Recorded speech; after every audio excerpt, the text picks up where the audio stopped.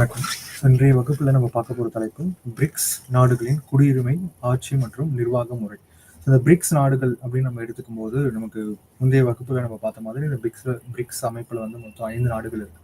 Brazil, India, Russia, அதுக்கப்புறம் China, south Africa அப்படின்னு சொல்லி. ஸோ இந்த 5 நாடுகள்ல இருக்கக்கூடிய அவங்களுடைய குடியுரிமை முறைகள் வந்து எப்படி இருக்கு? இந்த குடியுரிமை எப்படி ஒரு ஒரு நாடும் வந்து வழங்குறாங்க? அந்த குடிமக்களுக்கான சிறப்பு அம்சங்கள் என்னென்ன இருக்கு அப்படின்றதையும், அதுக்கப்புறம் இந்த 5 நாடுகள் இருக்கக்கூடிய ஆட்சி முறை மற்றும் நிர்வாக முறை எப்படி இருக்கு அப்படிங்கிறது தான் இந்த வகுப்புல நம்ம பார்க்க போறோம். ஸோ நம்ம வந்து முதல்ல பிரேசில் நாட்டுல இருந்து ஆரம்பிப்போம். ஸோ இந்த ஒரு நாட்டினுடைய குடியுரிமை, அதுக்கப்புறம் அதோட ஆட்சி நிர்வாகம் பார்க்கறதுக்கு முன்னாடி முதல்ல குடியுரிமை அப்படின்னா என்ன? ஸோ குடியுரிமை அப்படின்னு நம்ம சொல்லும்போது, ஒரு நாட்டுல ஒரு மக்கள் வாழ்றதுக்கு அவங்களுக்கு இருக்கக்கூடிய அந்த உரிமையை தான் வந்து குடியுரிமை அப்படின்னு சொல்லுவோம். ஸோ இந்த மக்கள் வந்து அந்த நாட்டினுடைய ஒரு பகுதியா இருப்பாங்க. ஸோ ஒரு நாடு அப்படின்னு நம்ம சொல்லும்போது, அந்த நாடு அப்படிங்கிறது எப்பவுமே வந்து ஒரு நிலப்பகுதியை மட்டும் சார்ந்து அமையாது. ஸோ இப்போ நம்ம ஒரு ஒரு ஒரு நாட்டுக்கான தன்மைகள் என்னலாம் அப்படின்னு எடுத்துக்கும்போது, டிஃபைன்டு டெரிட்டரி அப்படின்றது ஒரு முக்கியமான தன்மையா இருக்கும். ஒரு நாடு அப்படின்னா அதுக்கு குறிப்பிட்ட எல்லை பகுதி இருக்கணும் அப்படின்றது ஒரு முக்கியமான அம்சமா இருக்கும். ஆனா வெறும் நிலம் மட்டுமே ஒரு நாட்டை உருவாக்கிடாது. ஸோ நிலம் அப்படிங்கிறது நிலத்தினோட சேர்ந்து மக்கள் அப்படிங்கிறதையும் சேர்த்து தான் நம்ம ஒரு நாடு அப்படின்றதுக்குள்ள கொண்டு வர முடியும். அப்போ இந்த நாட்டுல இருக்கிற மக்கள் அப்படின்னு சொல்லும்போது, அந்த நாட்டுல வாழக்கூடிய மக்களுக்கு அந்த அரசாங்கம் சில உரிமைகளை கொடுக்கும். சில சிறப்பு உரிமைகளை கொடுக்கும். ஸோ ஒரு நாட்டுல வந்து குடிமக்கள் மட்டும்தான் வாழ முடியுமா அப்படின்னா அப்படி இல்லை. வேற நாட்டுல இருக்கவங்களும் அந்த நாட்டுல வந்து வாழ முடியும். இப்போ இந்தியா எடுத்துக்கிறோம் அப்படின்னா, இந்தியால வெளிநாட்டுல இருந்து வரவங்களும் இங்க வாழ்றாங்க. ஆனா இந்திய குடிமக்கள் அப்படின்னு சொல்லும்போது அவங்களுக்கு சில சிறப்பு உரிமைகள் அப்படின்றது கொடுக்கப்படும். உதாரணத்துக்கு ஃபண்டமெண்டல் ரைட்ஸ் நம்ம எடுத்துக்கிறோம். ஸோ இப்போ இந்தியாவை பொறுத்த வரைக்கும் இந்தியன் கான்ஸ்டியூஷன்ல ஃபண்டமெண்டல் ரைட்ஸ் அப்படின்ற ஒரு விஷயம் இருக்கு. இதே மாதிரி எல்லா நாட்டினுடைய அரசியலமைப்பும் அந்த நாட்டு மக்களுக்குன்னு சில அடிப்படை உரிமைகளை கொடுத்திருக்காங்க. இந்த அடிப்படை உரிமைகள் நம்ம எடுத்துக்கும் போது, இந்த அரசியலமைப்பு கொடுக்குற அடிப்படை உரிமைகள் அப்படின்றது எல்லா நாட்டிலையுமே 2 வகையா பிரிக்கப்படும். ஒண்ணு என்ன அப்படின்னா, இது வந்து பொதுவா இருக்கக்கூடிய அடிப்படை உரிமைகள். அதாவது இங்க இந்திய மண்ணுக்குள்ள இருக்கிற இந்திய குடிமக்களுக்கும் இந்திய குடிமகனா இல்லாதவருக்கும் அந்த சட்டம் அப்படின்றது பொருந்தும். அது வந்து ஒரு கேட்டகரியில நம்ம எடுத்துக்கிறோம். இன்னொரு கேட்டகரி அப்படின்னு நம்ம சொல்லும்போது, இந்திய குடிமக்களுக்கு மட்டுமே இருக்கக்கூடிய சில அடிப்படை உரிமைகள் இருக்கு. உதாரணத்துக்கு சொல்லணும் அப்படின்னா, இப்போ ஓட்டுரிமை எடுத்துக்கலாம். ஸோ ஓட்டுரிமை அப்படின்றதோ, இல்லை எந்த ஒரு பதவிக்கும் நம்ம வந்து போகணும் அப்படின்னா, எந்த ஒரு பதவிக்கான தேர்தலை நம்ம நிக்கணும் அப்படின்னாலும், நமக்கு இந்த சிட்டிசன்ஷிப் அப்படின்றது, குடியுரிமை அப்படின்றது ஒரு அடிப்படை தகுதியா இருக்கு. ஸோ இந்த மாதிரி வந்துட்டு ஒரு ஒரு நாடை பொறுத்தும் இந்த குடிமக்களுக்குன்னு சில அடிப்படை உரிமைகள் அப்படின்றது இருக்கும். சில ப்ரிவிலேஜஸ் அப்படின்னு சொல்லுவோம். அவங்களுக்கான சிறப்பு உரிமைகள் அப்படின்றது கொடுக்கப்படும். அதே சமயம் அவங்களுக்கான அடிப்படை கடமைகள் அப்படின்றதும் கொடுக்கப்படும். ஸோ இப்போ இந்தியா இதே மாதிரி இப்போ நமக்கு ரொம்ப தெரிஞ்ச ஒரு நாடு இந்தியாவை நம்ம எடுத்துக்கிறோம் அப்படின்னா, நம்ம நம்ம நாட்டுடைய குடிமக்களுக்கு அடிப்படை உரிமைகள் மட்டும் இல்லாம அடிப்படை கடமைகள் அப்படின்றதையும் நம்ம அரசியலமைப்பு கொடுத்திருக்கு. ஃபண்டமெண்டல் டியூட்டிஸ் அப்படின்னு சொல்லுவோம். ஸோ இந்த அடிப்படை கடமைகளை ஒவ்வொரு இந்திய குடிமகனும் நிறைவேற்றணும் அப்படின்றது அரசியலமைப்பு நமக்கு சொன்ன விஷயங்கள். இதே மாதிரி எல்லா நாட்டிலையுமே வந்து அந்தந்த குடிமக்களுக்குன்னு சொல்லி அடிப்படை கடமைகள் அப்படின்றதும் இருக்கும். ஸோ குடியுரிமை அப்படின்னு வரும்போது, அந்த குடியுரிமை அப்படின்னா அந்த நாட்டுல அந்த மக்கள் வாழ்றதுக்கான அவங்களுக்கு உரிமை அப்படின்றது வழங்கப்படும். அந்த நாட்டினுடைய ஒரு பகுதியா அவங்க இருப்பாங்க.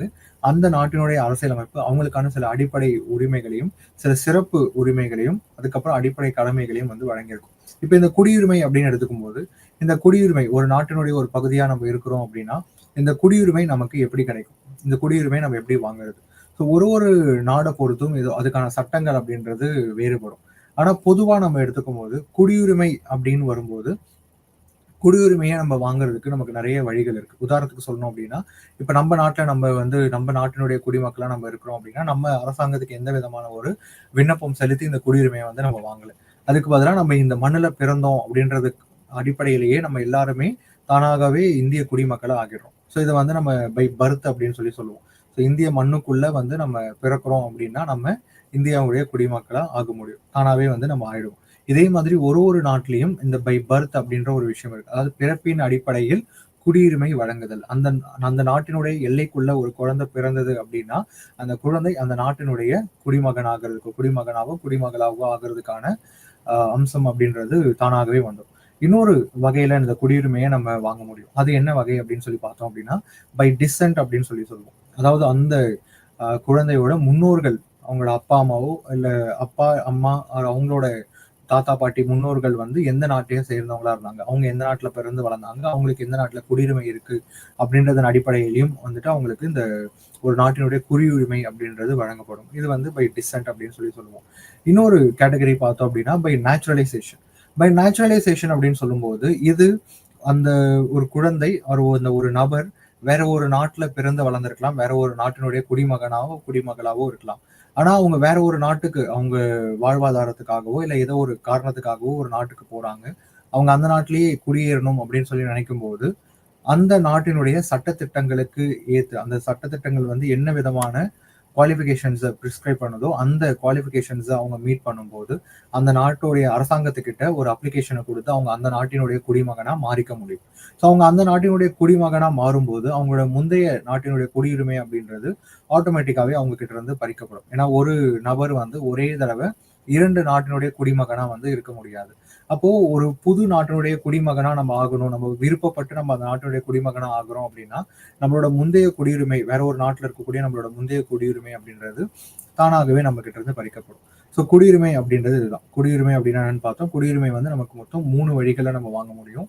ஒன்னு பை பர்த், பிறப்பின் அடிப்படையில குடியுரிமை அப்படின்றது கொடுக்கப்படும். பை டிசன்ட், நம்மளுடைய இதே மாதிரி நம்ம ஆட்சி நிர்வாகம் அப்படின்னு எடுத்துக்கும் போது ஒரு அரசு ஒரு நாடு இருக்கு அப்படின்னா நாடு அந்த மக்களுக்கு சில சேவைகளை கொடுக்க வேண்டிய கட்டாயம் அப்படின்றது இருக்கு. அந்த நாட்டினுடைய வளங்களையும் அந்த மக்களையும் பாதுகாக்க வேண்டிய வழிநடத்த வேண்டிய அப்படின்றது.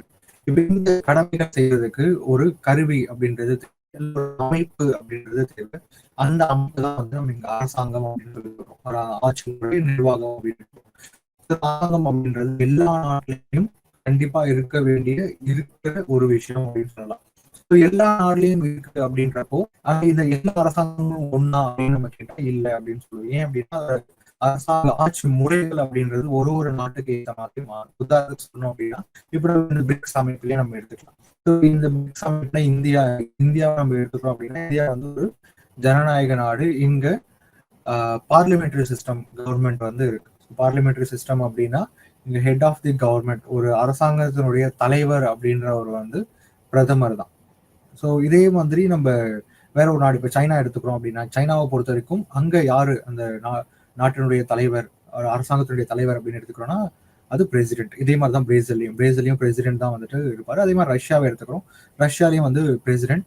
சவுத் ஆப்பிரிக்காவிலையும் அந்த நாட்டினுடைய அரசாங்கத்தினுடைய தலைவர் அப்படின்னா அது சவுத் ஆப்பிரிக்காவை பொறுத்த வரைக்கும் அந்த பிரசிடென்ட் தான். ஸோ இந்த ஆட்சி முறை அப்படின்றதும் இந்த நிர்வாக முறை அப்படின்றதும் ஒரு நாட்டுக்கும் ஏற்ற மாதிரி மாறக்கூடிய ஒரு விஷயம். ஆனா எல்லா நாடுகள்லையும் இந்த ஆட்சி முறையும் நிர்வாகமும் கட்டாயமா இருந்தே ஆகணும். இல்லை அப்படின்னா அந்த நாடு வந்து செயல்பட முடியாது, அந்த மக்களுக்கு எந்த விதமான சேவைகளும் போய் சேராது. இப்போ இந்த அடிப்படையில தான் வந்து நம்ம இந்த 5 நாடுகள், இந்த Brazil, Russia, India, China, south Africa, இந்த 5 நாடுகள்ல இந்த 5 நாடுகளுடைய குடியுரிமை முறை வந்து எப்படி இருக்கு, அவங்க எப்படி குடியுரிமை கொடுக்குறாங்க, இந்த குடியுரிமை நிர்வகிக்கிறதுக்கு இருக்கிற சட்டங்கள் என்ன அப்படின்றத நம்ம பார்ப்போம். அடுத்து இந்த 5 நாடுகள்ல இருக்கக்கூடிய ஆட்சி மற்றும் நிர்வாக முறை, அவங்க எந்த மாதிரியான அரசியலமைப்பை வந்து பின்பற்றுறாங்க, எந்த மாதிரியான அரசாங்க முறை அப்படின்றது இருக்கு, நிர்வாகம் எதன் அடிப்படையில செயல்படுது அப்படின்ற எல்லாருமே பார்ப்போம். அண்ட் இதே மாதிரி நம்ம நிர்வாகம் அப்படின்னு வரும்போது நிர்வாகத்தை பத்தி நம்ம சில விஷயங்கள் தெரிஞ்சுக்க வேண்டியது என்ன அப்படின்னா, ஒரு நிர்வாக அமைப்பு அப்படின்றது பொதுவாகவே நம்ம 2 வகையா வந்து பிரிப்போம். ஒன்று வந்து சென்ட்ரலைசேஷன் அப்படின்னு சொல்லுவோம், இன்னொன்று டீசென்ட்ரலைசேஷன் அப்படின்னு சொல்லுவோம்.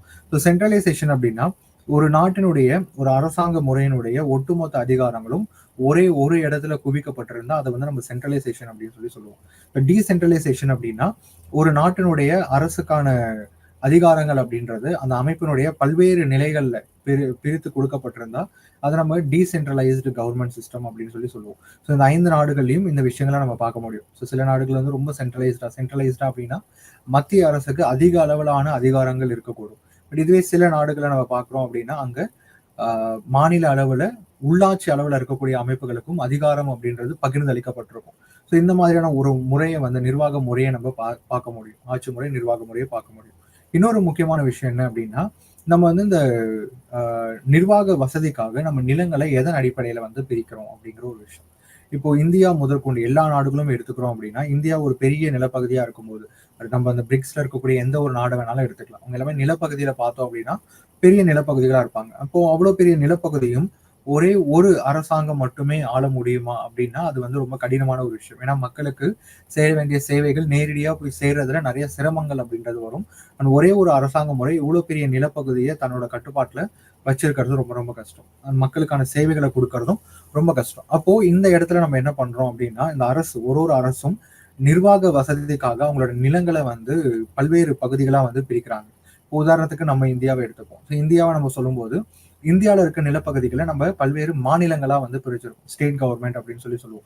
இதே மாதிரி நம்ம சைனா எடுத்துக்கலாம், ரஷ்யா எடுத்துக்கலாம். இவங்க எல்லாமே அவங்களோட நிலப்பகுதிகளை ப்ரொவின்சஸ் அப்படின்னு சொல்லி, அதாவது மாகாணம் அப்படின்னு சொல்லி தமிழ்ல சொல்லுவோம். அந்த மாதிரி ப்ரொவின்சஸா வந்து பிரிச்சிருக்காங்க. ஸோ இந்த நிலப்பகுதிகள் எதுக்காக பிரிக்கப்படுது அப்படின்னா நிர்வாக வசதிக்காக. ஒரு நாடை ஒரே ஒரு நிலப்பகுதியா நம்ம ஆட்சி செய்யறோம் அப்படின்னா, மக்களுக்கான சேவைகள் வழங்கணும்னு நினைக்கிறோம் அப்படின்னா அது செயல்பாட்டு முறையில ரொம்ப ரொம்ப கஷ்டமான ஒரு விஷயமா இருக்கும். இதுவே நம்ம அந்த நிலப்பகுதியை பல்வேறு பகுதிகளா பிரிக்கும் போது அந்த ஒரு ஒரு பகுதிக்கும் ஒரு அரசாங்க முறையை நம்ம உருவாக்கும் போது மக்களுக்கான சேவைகள் அப்படின்றது நேரடியா அவங்களுக்கு போய் சேர்றதுக்கான வாய்ப்புகள் அதிகம். இது வந்து நம்ம முன்னாடி இருக்கிற நேரங்கள்ல பார்த்திருக்கோம். இதுவே பின் பிற்காலத்துல வரும்போது ஒரு 1990கள்ல 2000கள்லன்னு வரும்போது எல்லா நாடுமே உள்ளாட்சி முறைகளை வந்து அவங்க நாடுகள்ல கொண்டு வர ஆரம்பிச்சாங்க. ஸோ உள்ளாட்சி முறை அப்படின்னா நமக்கு ரொம்ப பரிச்சயமான விஷயம் அப்படின்னா இந்த பஞ்சாயத்து சொல்லுவோம். ஊராட்சி, ஊராட்சி ஒன்றியம், அதுக்கப்புறம் வந்துட்டு மாவட்ட ஊராட்சி, அதுக்கப்புறம் நகராட்சி, மாநகராட்சி, இது எல்லாமே வந்து உள்ளாட்சி முறைகள்ல இருக்கக்கூடிய யூனிட் பகுதிகள் அப்படின்னு சொல்லுவோம் இந்தியாவை பொறுத்த வரைக்கும். இதே மாதிரி ஒரு ஒரு நாட்டில் இப்போ சைனா எடுத்துக்கிறோம் அப்படின்னா அங்க டவுன்ஷிப் அப்படின்ற ஒரு விஷயம் இருக்கு. இந்த மாதிரி ஒரு ஒரு நாடுகள்லையும் உள்ளாட்சி முறைகளையும் வந்து அந்த அரசாங்கம் கொண்டு வர ஆரம்பிச்சாங்க. ஸோ அவங்க அந்த ப்ரொவின்சஸ் ஆர் இந்த ஸ்டேட் அப்படின்னு சொல்றோம் இல்லையா, மாகாணம், மாநிலம், இதையும் பல்வேறு நிலப்பகுதிகளா வந்து பிரிக்க ஆரம்பிக்கிறாங்க. எதுக்காக அப்படின்னா நிர்வாக வசதி அப்படின்றது ஒரு காரணம். இன்னொரு காரணம் அந்த அதிகாரம் அப்படின்றது அந்த அமைப்பினுடைய எல்லா நிலைகள்ல இருக்கக்கூடிய மக்களுக்கும் போய் சேரணும் அப்படின்றது இன்னொரு முக்கியமான காரணமா இருக்கு. ஸோ இப்படிதான் எல்லா நாடுகளையும் நிர்வாகம் அப்படின்றது செயல்படுது. ஸோ இப்போ பிரேசில நம்ம எடுத்துக்கிறோம். பிரேசில்ல இருந்து நம்ம ஆரம்பிக்கிறோம். பிரேசிலோட குடியுரிமை எப்படி இருக்கு, அங்க இருக்கக்கூடிய ஆட்சி நிர்வாகம் எப்படி இருக்கு நம்ம பார்க்கிறோம் அப்படின்னா, பிரேசிலை பொறுத்த வரைக்கும் பிரேசில் அரசியலமைப்போட 12வது பிரிவு வந்து இந்த பிரேசில் குடியுரிமையை பத்தி தெளிவா வந்து விளக்குது. ஸோ இந்த பிரேசில்ல பொறுத்த வரைக்கும் பிரேசில் எல்லை பகுதிக்குள்ள பிறக்கக்கூடிய அனைத்து குழந்தைகளுமே வந்துட்டு பிரேசில் குடிமக்கள் ஆகுறாங்க.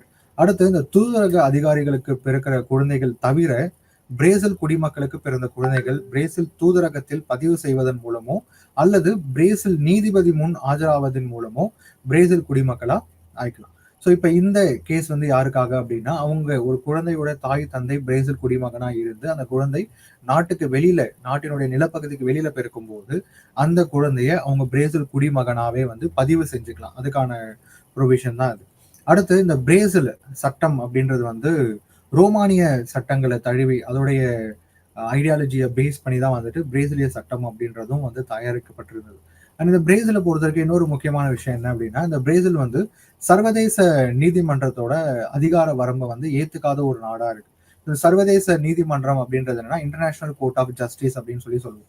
ஸோ எப்படி வந்து தனி மனிதர்களுக்குள்ள ஒரு வழக்கு அப்படின்னு வரும்போது நம்ம நீதிமன்றத்துக்கு போறோமோ, இங்க இருக்கக்கூடிய சிவில் கிரிமினல் நீதிமன்றத்துக்கு நம்ம போறோமோ, அதே மாதிரி நாடுகளுக்கு நடுவுல வரக்கூடிய இந்த வழக்குகளை விசாரிக்கிறதுக்காக இருக்கிறத இந்த இன்டர்நேஷனல் கோர்ட் ஆஃப் ஜஸ்டிஸ் அப்படின்னு சொல்லுவோம். சர்வதேச நீதிமன்றம் அப்படின்னு சொல்லிட்டு. ஸோ இந்த சர்வதேச நீதிமன்றத்துடைய அதிகார வரம்பை வந்து ஏற்காத ஒரு நாடா பிரேசில் வந்து இருந்துட்டு இருக்கு. அதுக்கப்புறம் இந்த பிரேசில் அவங்களோட நிர்வாக வசதிகளுக்காக, நம்ம கொஞ்ச நேரத்துக்கு முன்னாடி சொன்னோம் இல்லையா, அந்த நிர்வாக வசதிகளுக்காக அவங்களோட நிலப்பகுதிகளை மொத்தம் 26 பிரிவுகளா வந்து பிரிச்சிருக்காங்க. இந்த 26 பிரிவுகளா அவங்களோட நிலங்களை பிரிச்சிருக்காங்க. எதுக்காக அப்படின்னா நிர்வாக வசதிக்காக. இன்னொன்னு, இந்த 26 பகுதிகள் இல்லாம ஒரு கூட்டாட்சி மாவட்டத்தையும் வந்து அவங்க உருவாக்கி இருக்காங்க. இந்த கூட்டாட்சி மாவட்டம் அப்படின்னா ஃபெடரல் டிஸ்ட்ரிக்ட் அப்படின்னு சொல்லுவோம். அதாவது இந்த பகுதி நேரடியா மத்திய அரசனுடைய கட்டுப்பாட்டுல இருக்கக்கூடிய ஒரு பகுதியா இருக்கும். அதுதான் நம்ம கூட்டாட்சி மாவட்டம் ஒரு ஃபெடரல் டிஸ்ட்ரிக்ட் அப்படின்னு சொல்லுவோம். அண்ட் பிரேசிலை பொறுத்த வரைக்கும் இன்னொரு ரொம்ப முக்கியமான ஒரு விஷயம் என்ன அப்படின்னா, பிரேசில்ல 1964க்கு அப்புறம் ராணுவ ஆட்சி அப்படின்றது வந்தது. ராணுவ ஆட்சி அப்படின்னு நம்ம சொல்லும்போது அங்க இருக்கக்கூடிய மக்களாட்சி, மக்களால் தேர்ந்தெடுக்கப்பட்ட தலைவரை நீக்கிட்டு பிரேசில் நாட்டினுடைய ராணுவம் அதிகாரத்தை அவங்களோட கையில எடுத்துக்கிட்டாங்க. ஸோ 1964ல இருந்து 81 வரைக்குமே வந்துட்டு அங்க ராணுவ ஆட்சி தான் இருந்தது. அண்ட் ராணுவ ஆட்சி அப்படின்றது ஒரு இருக்கும்போது அங்க மக்களுக்கான அனைத்து சேவைகளும், மக்கள் நல திட்டங்கள் எல்லாமே வந்துட்டு அவங்களுக்கு போய் சேருமா?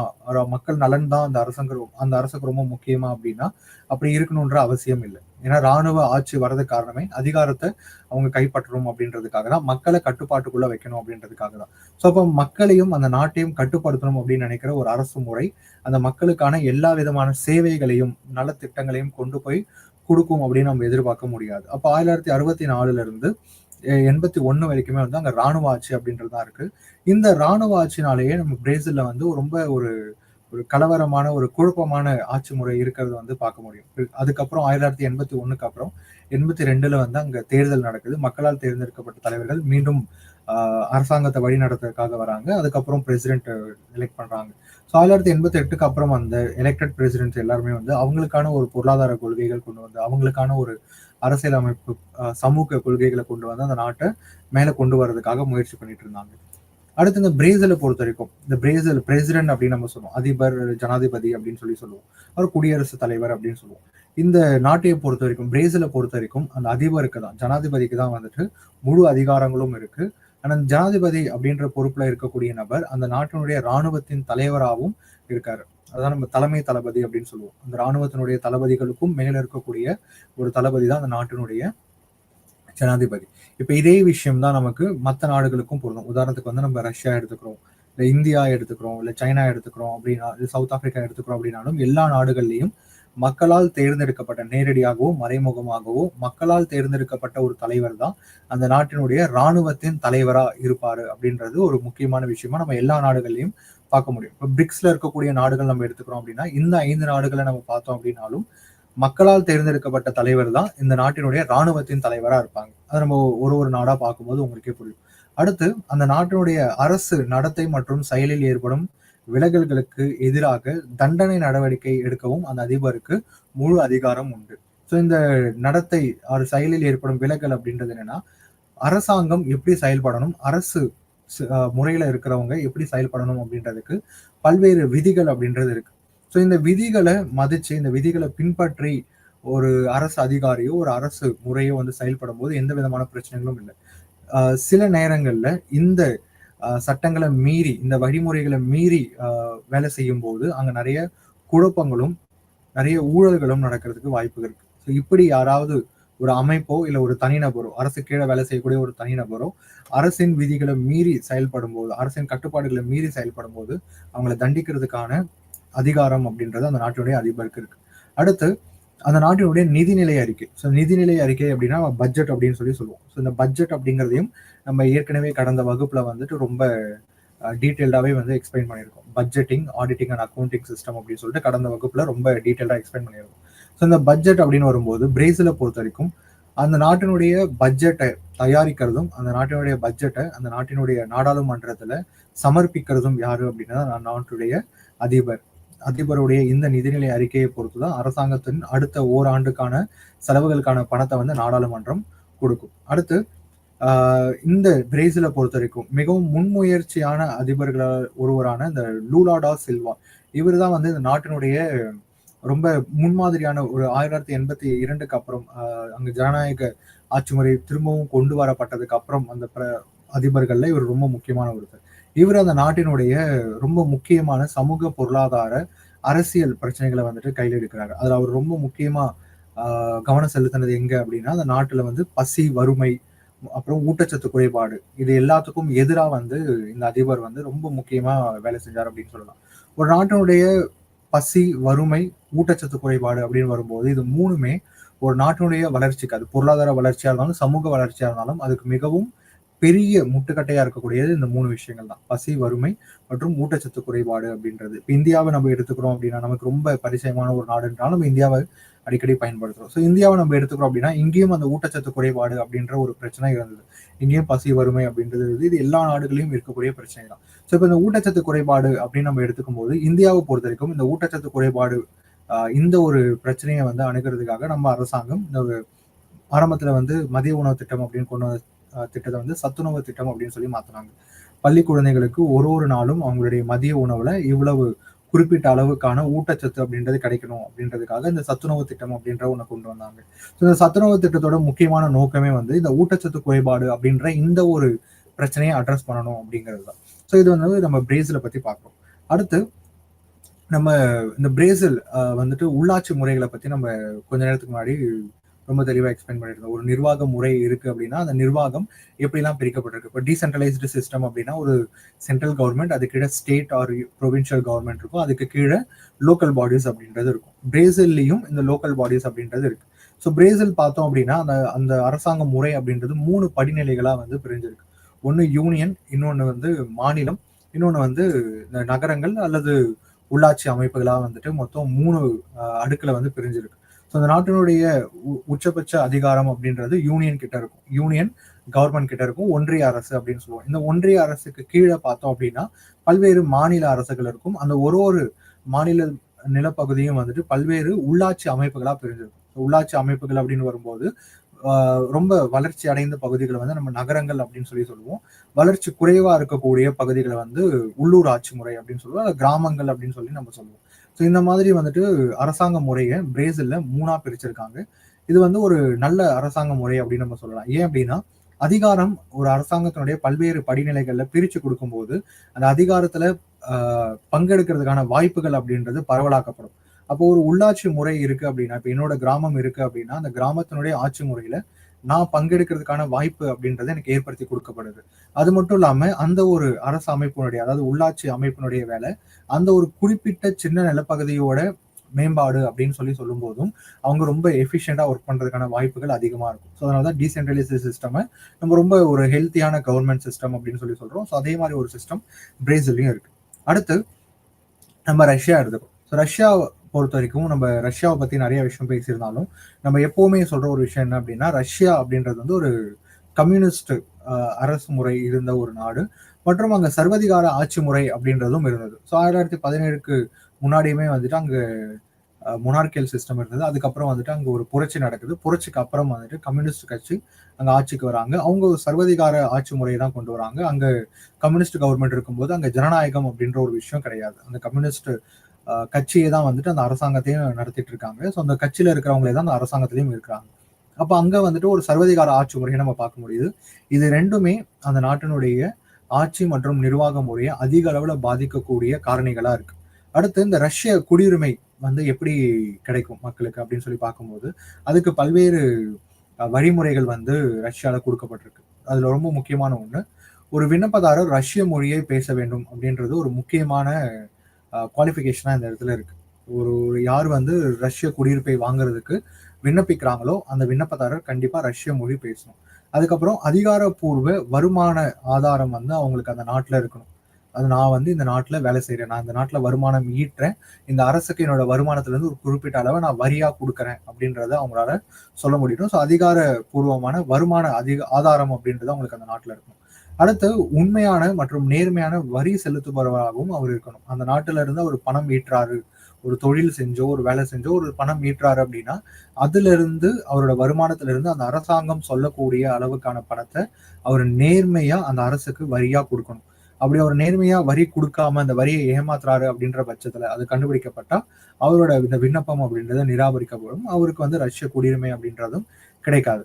ஸோ இந்த வரி செலுத்துதல் அப்படின்றது ஒரு முக்கியமான விஷயமா இருக்கு ரஷ்யாவை பொறுத்த வரைக்கும். அடுத்து எந்த ஒரு குற்ற செயலும் ஈடுபடாமல் இருத்தல் அப்படின்றது ஒரு முக்கியமான தகுதி இந்த விண்ணப்பத்தை பொறுத்த வரைக்கும். ஸோ விண்ணப்பிக்கிற நபர் வந்து இதுக்கு முன்னாடி ரஷ்ய நிலப்பகுதிக்குள்ள எந்த விதமான ஒரு குற்ற செயலிலும் ஈடுபட்டிருக்க கூடாது. அடுத்து விண்ணப்பதாரர் குறைந்தது 5 ஆண்டுகளுக்கு ரஷ்யாவில் நிரந்தர வசிப்பிடம் அப்படின்றது அவருக்கு இருக்கணும். ஸோ கடந்த அந்த விண்ணப்பம் பதிவு செய்யறதுக்கு முன்னாடி 5 வருடங்கள் அவர் ரஷ்யால வசிச்சிருக்கணும். 5 வருடங்கள் அவர் ரஷ்யால வாழ்ந்திருக்கணும் அப்படின்றது ஒரு முக்கியமான விஷயம். அது மட்டும் இல்லாம அவர்களின் முந்தைய குடியுரிமையின் நிபந்தனையை ரத்து செய்ய வேண்டும். இதை நம்ம ஏற்கனவே சொல்லியிருந்த ஒரு விஷயம் தான். நம்ம ஒரு நாட்டுக்கு நம்ம விண்ணப்பத்தை கொடுக்குறோம், இந்த நாட்டினுடைய குடிமகனா நான் ஆகிறதுக்கு எனக்கு விருப்பம் இருக்கு, அதுக்கான தகுதிகள் எல்லாமே எனக்கு இருக்கு, அதனால நான் வந்து இந்த விண்ணப்பத்தை கொடுக்குறேன் அப்படின்னு நம்ம கொடுக்கும்போது நமக்கு ஒரு கட்டத்துல அந்த நாட்டினுடைய நம்ம எந்த நாட்டினுடைய குடிமகன் ஆகணும்னு நினைக்கிறோமோ அந்த குடியுரிமை நமக்கு கிடைக்கும் போது நம்மளுடைய முந்தைய குடியுரிமை அப்படின்றது தானாகவே நம்ம கிட்ட இருந்து பறிக்கப்படும் அப்படின்றத நம்ம ஏற்கனவே சொல்லியிருந்தோம். ஒரே நேரத்துல ஒரு ஒரு நபரால், ஒரு தனிநபரால வந்து 2 நாட்டினுடைய குடிமகனா வந்து இருக்க முடியாது. 2 நாட்டினுடைய உரிமைகளையும் கொண்டு இருக்க முடியாது. அண்ட் ரஷ்யாவை பொறுத்தவரைக்கும் இன்னொரு முக்கியமான விஷயமும் வந்து இதுல சொல்றாங்க. என்ன அப்படின்னா, ரஷ்ய பிரதேசத்தை பொறுத்தவரைக்கும் ஒரு குழந்தை கைவிடப்பட்டதாக கண்டறியப்பட்டால், மேலும் குழந்தையின் பெற்றோரை 6 மாதங்களுக்கு மேலாக கண்டுபிடிக்க முடியவில்லை என்றால், அந்த சூழ்நிலையிலும் குழந்தை ரஷ்ய தேசத்தின் குடிமகனாகவே இருக்கும். இது ஒரு முக்கியமான ஃபேக்டரா நம்ம பார்க்கலாம். ஒரு குழந்தை காணாம போயிருக்கு. அந்த குழந்தையோட பெற்றோர்கள் யாரு அப்படின்றத நம்மளால கண்டுபிடிக்க முடியல. அந்த குழந்தைக்கு எந்த ஒரு அடையாளத்தையும் நம்மளால கண்டுபிடிக்க முடியல அப்படின்னா, அதுவும் அதுக்கான கால அளவு 6 மாதம். 6 மாதங்களுக்குள்ள அந்த குழந்தையினுடைய பெற்றோர் யாரு? அவங்க எந்த நாட்டை சேர்ந்தவங்க? ரஷ்யா தானா? இல்ல வெளியில இருந்து வந்தவங்களா? அப்படின்றத கண்டுபிடிக்க முடியல அப்படின்னா, அந்த குழந்தை தானாகவே ரஷ்ய நாட்டின் குடிமகனாக கருதப்படும் அப்படின்றது ஒரு முக்கியமான விஷயம் இதுல நம்ம பார்க்கிறோம். அடுத்து இந்த ரஷ்ய நிர்வாக அமைப்பை பொறுத்த வரைக்கும், இந்த ரஷ்ய நிர்வாக அமைப்பு அப்படின்றது பெரும்பாலும் இந்த ஐரோப்பிய மேற்கத்திய அரசு முறைகள்லயும் ரொம்ப பழமையான ஒண்ணாதான் வந்து இந்த ரஷ்யாவோட நிர்வாக அமைப்பு இருக்கு. ஏன் அப்படின்னு நம்ம பார்க்கிறோம் அப்படின்னா, இந்த ஐரோப்பிய கண்டத்துல இருக்கக்கூடிய எல்லா நாடுகள்லயுமே வந்துட்டு இந்த மொனார்கியல் சிஸ்டம் அப்படின்னு சொல்றோம் இல்லையா, மன்னராட்சி அப்படின்றது இருந்தது. எல்லா நாடுகளையும் மன்னராட்சி இருந்தது. பல நாடுகள் வந்து அந்த மன்னராட்சிக்கு அப்புறம் அங்க ஜனநாயக ஆட்சி முறையை கொண்டு வர ஆரம்பிச்சாங்க. மன்னர்கள் இருந்தாலுமே அந்த மன்னர்களுக்கான அதிகாரம் அப்படின்றது ரொம்ப ரொம்ப குறிப்பிட்ட அளவுல மட்டுமே தான் இருந்தது. பெயரளவு தலைவர்களா தான் இருந்தாங்க. அங்க ஜனநாயக ஆட்சி முறை அப்படின்றது வந்தது. ஆனா ரஷ்யாவை நம்ம எடுத்துக்கும் போது ரஷ்யாவோட வரலாறு நம்ம பார்க்கும்போது அங்க மன்னராட்சி அப்படின்றது இருந்து அதுக்கப்புறம் அங்க கம்யூனிஸ்ட் ஆட்சி அப்படின்றதுனால அது கிட்டத்தட்ட ஒரு சர்வதிகார ஆட்சி முறை அப்படின்னு தான் நம்ம சொல்லுவோம். ஏன்னா அங்க வந்துட்டு தேர்தல் அப்படின்றது கம்யூனிஸ்ட் கவர்மெண்ட்டை பொறுத்த வரைக்கும் அங்க மக்களால் தேர்ந்தெடுக்கப்பட்ட தலைவர்கள் அப்படின்றவங்க இல்லை. அப்போ அந்த கம்யூனிஸ்ட் ஆட்சி முறை இருக்கும்போது இந்த ஐரோப்பிய கண்டத்தை பொறுத்த வரைக்கும் இங்க இருக்க ஐரோப்பிய கண்டத்துல இருக்கக்கூடிய நாடுகள்லேயே ரஷ்யா தான் வந்துட்டு ரொம்பவும் பழமையான ஒரு அரசாங்க முறையை கொண்ட நாடா இருந்தது. அதோட தன்னாட்சி மரபு அப்படின்றதும் வந்து ஒரு பெரிய பிரச்சனையா தான் இருந்துட்டு இருந்தது. அடுத்து இந்த ரஷ்ய அதிபர் அப்படின்னு நம்ம எடுத்துக்கும் போது ரஷ்யாவை பொறுத்த வரைக்கும் ரஷ்ய அதிபருக்கு ரொம்ப ரொம்ப வலுவான அதிகாரங்கள், ஆட்சி அதிகாரங்கள் அப்படின்றது கொடுக்கப்பட்டிருக்கு. அதுலயும் வந்துட்டு கிட்டத்தட்ட ஒரு சர்வதிகாரிக்கான அதிகாரங்கள் என்னவோ அதுதான் கொடுக்கப்பட்டிருந்தது. அதுக்கப்புறம் வந்துட்டு அங்க தேர்தல்கள் கொண்டு வரப்பட்டது. அதிபருக்கு கீழே வந்துட்டு பிரதமர் கீழே இருக்கக்கூடிய ஒரு அமைச்சரவை குழு அப்படின்ற ஒரு விஷயமும் உருவாக்கப்பட்டது. இப்ப நம்ம ரஷ்யா எடுத்துக்கிறோம் அப்படின்னா, அங்க நாட்டினுடைய தலைவரா யார் இருப்பாங்க அப்படின்னா, அந்த அதிபர் தான். ஜனாதிபதி அப்படின்னு நம்ம சொல்றோம். ஜனாதிபதிக்கு கீழே பிரதமர் ஒருத்தர் இருப்பாரு. அவர் தான் அந்த அரசாங்கத்தை வழிநடத்தக்கூடிய நபரா இருப்பாரு. அந்த பிரதமருக்கு கீழே ஒரு ஒரு துறையினுடைய நிர்வாகத்தையும் கவனிக்கிறதுக்காக அமைச்சர்கள் இருப்பாங்க. கவுன்சில் ஆஃப் மினிஸ்டர்ஸ் அப்படின்னு சொல்லுவோம்.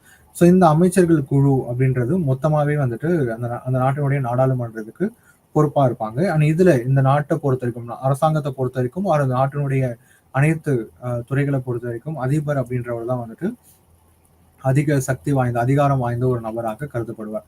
அண்ட் ரஷ்யாவை பொறுத்த வரைக்கும் இங்க இருக்கக்கூடிய இந்த கூட்டாட்சி அப்படின்றதும் ஒரு முக்கியமான விஷயமா நம்ம பார்க்க முடியும். ஸோ ரஷ்யா அப்படின்றது ஒரு ஃபெடரல் கண்ட்ரி. ஃபெடரல் அப்படின்னா கூட்டாட்சி, அதாவது அந்த நாடு நிர்வாக வசதிக்காக பல்வேறு பிரிவுகளா பிரிக்கப்பட்டிருக்கும் அப்படின்னு நம்ம சொன்னோம்.